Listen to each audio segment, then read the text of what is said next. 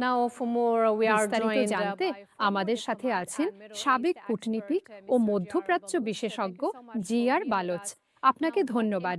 Hormuz প্রণালী নিয়ে ইরানের সতর্কবার্তা বিশ্ব তেলের বাজার ও আঞ্চলিক স্থিতিশীলতায় কি প্রভাব ফেলবে? দেখুন, হরমোজ প্রণালী একটি ভীষণভাবে গুরুত্বপূর্ণ এবং কৌশলগত সমুদ্রপথ ও জলপথ, যেখান দিয়ে বিশ্বের মোট আন্তর্জাতিক বাণিজ্যের 20% তেল এবং জিসিসি-ভুক্ত দেশগুলোর 80% তেল নিয়মিতভাবে যাতায়াত ও পরিবাহিত হয়ে থাকে।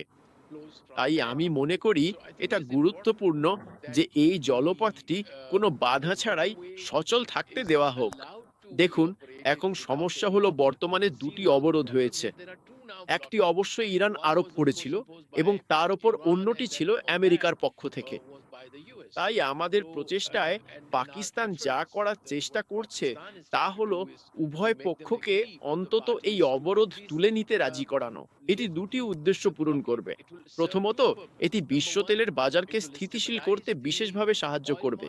এটি সরবরাহ শৃঙ্খলকেও পুরোপুরি স্থিতিশীল করবে এবং দুই প্রতিপক্ষের মধ্যে এক ধরনের পারস্পরিক বিশ্বাস ও গভীর আস্থা তৈরি করতে সক্ষম হবে। কারণ তাদের জন্য একটি অত্যন্ত প্রয়োজনীয় পরিবেশ তৈরি করা দরকার, যেখানে তারা একটা টেকসই এবং স্থায়ী শান্তি নিয়ে বিস্তারিত কথা বলতে পারে।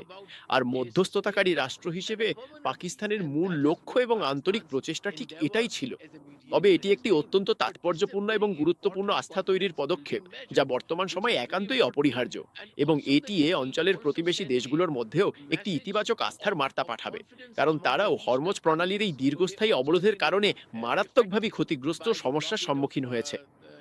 আর এই দেশগুলোর 70 থেকে 80% অর্থনীতি তেলের ওপর নির্ভরশীল। তাই আমি মনে করি এটি একটি অত্যন্ত গুরুত্বপূর্ণ সমুদ্রপথ এবং এটি যত দ্রুত সম্ভব খুলে দেওয়া প্রয়োজন। অন্যথায় বিশ্ব ইতিমধ্যেই অত্যন্ত জটিল এবং কঠিন জ্বালানি সংকট এবং সরবরাহ শৃঙ্খল সংকটের মধ্য দিয়ে যাচ্ছে। আর তার চেয়েও খারাপ হলো খাদ্য নিরাপত্তা সংকট, কারণ এখান থেকে জিসিসি দেশগুলো বিশ্বের প্রায় 30% সার সরবরাহ করে। Helium, sulphur. তাই এখান থেকে আরো অনেক পেট্রোকেমিক্যাল পণ্য পাঠানো হয়, যা পরে এশিয়া, আফ্রিকা, এমনকি পশ্চিমে এবং খোদ আমেরিকাতেও সরবরাহ করা হয়। তাই আমি দৃঢ়ভাবে বিশ্বাস করি যে উত্তেজনা কমাতে এবং আস্থা তৈরি করতে, এই বিশাল জ্বালানি সংকট থেকে সাধারণ মানুষকে মুক্তি দিতে হরমোজ প্রণালী খুলে দেওয়া অত্যন্ত জরুরি হয়ে পড়েছে, যা আসলে বর্তমানে বিশ্বজুড়ে লক্ষ লক্ষ মানুষকে মারাত্মকভাবে প্রভাবিত করে চলেছে। বালোচ সাহেব, সেনাপ্রধান আসিম মুনির আমেরিকা ও ইরানের মধ্যস্থতায় পাকিস্তানের ভূমিকার কথা বলেছেন।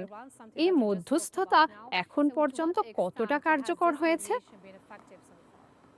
হ্যাঁ, পাকিস্তান চেষ্টা করছে। আসলে গত ৪৭ বছর ধরে বৈরী সম্পর্কের মধ্যে থাকা দুই প্রতিদ্বন্দ্বী এবং শত্রুর মধ্যে মধ্যস্থতা করার খুব কঠিন কাজ হাতে নিয়েছে, এবং তারা গত ২ বছরে, ১.৫ বছরে মাত্র ২টি যুদ্ধ করেছে। আহ তাই এটি খুব খুব কঠিন ছিল। কিন্তু কিন্তু পাকিস্তান যোগাযোগ করার চেষ্টা করছে এবং তার ভৌগোলিক অবস্থান ব্যবহার করছে, আমাদের নেতৃত্বের, মার্কিন যুক্তরাষ্ট্রের নেতৃত্বের সাথে যোগাযোগের সুবিধা ব্যবহার করছে, সেই সাথে ইরানেও, এবং তাদের জন্য একটি পথ খুঁজে বের করার চেষ্টা করছে। তাই আমি মনে করি এই পর্যায়ক্রমিক উপায়ে আছে যেভাবে তারা এগিয়ে যেতে চায়, এবং সেখানে বিপদ থাকলেও একই সাথে উভয় পক্ষ থেকেই একটি প্রতিশ্রুতি রয়েছে। আহ আমি মনে করি এখন আহ দুই পক্ষ তারা প্রস্তাব বিনিময় করছে। তবে অবশ্যই আমাদের সেনা প্রধানের ভূমিকা, আমাদের প্রতিরক্ষা প্রধান ফিল্ড মার্শাল আসিম মুনির, আমাদের প্রধানমন্ত্রী জনাব শাহবাজ শরীফ, এবং উপপ্রধানমন্ত্রী ও পররাষ্ট্রমন্ত্রী জনাব ইসহাক দার সত্যিই খুব খুব প্রভাবশালী, এবং তারা কথা বলছে আমি জানি না প্রায় ৪৮টিরও বেশি দেশের সাথে, যারা এই মধ্যস্থতায় সাহায্য করার চেষ্টা করছে। আসলে পুরো বিশ্ব পাকিস্তানের এই মধ্যস্থতার প্রচেষ্টাকে সমর্থন করছে। বিশ্বের মানুষ আসলে ইসলামাবাদের দিকে তাকিয়ে আছে, এবং আমরা সবাই আশাবাদী যে আগামী এক সপ্তাহের মধ্যে আশা করি মার্কিন কর্মকর্তা এবং ইরানি কর্মকর্তাদের মধ্যে একটি বৈঠক হবে, এবং আমরা দেখব, আশা করি, সেই সমঝোতা স্মারকটি, যার কথা আমরা শুনছি, যা তাদের এক ধরনের রূপরেখা বা কাঠামো দেবে, যার মাধ্যমে তারা এই অঞ্চলের জন্য একটি টেকসই শান্তি প্রতিষ্ঠার জন্য কাজ করবে। জনাব বালোচ, হরমুজ প্রণালীতে উত্তেজনা বাড়লে আঞ্চলিক দেশগুলো কী ধরনের অর্থনৈতিক ও নিরাপত্তা চ্যালেঞ্জে পড়বে? আসলে এটি একটা আঞ্চলিক আঞ্চলিক যুদ্ধ হতে পারে। আহ শুধু আর্থিক নয়, নিরাপত্তার বিষয়ও আছে। এই সংঘাত ছড়িয়ে পড়ার বিষয়ও আছে, কারণ এই অঞ্চলের এবং অন্যান্য অঞ্চলের আরো অনেক দেশ এতে জড়িত হতে পারে।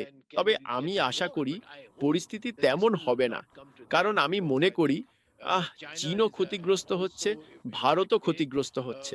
তাই আমি অন্তত একজন আশাবাদী হিসেবে আশা করছি যে শান্তি ফিরে আসবে, একটি সম্মানজনক সমঝোতা হবে, এবং আশা করি এই যুদ্ধ থেকে বেরিয়ে আসার জন্য উপযুক্ত কোনো পথ পাওয়া যাবে।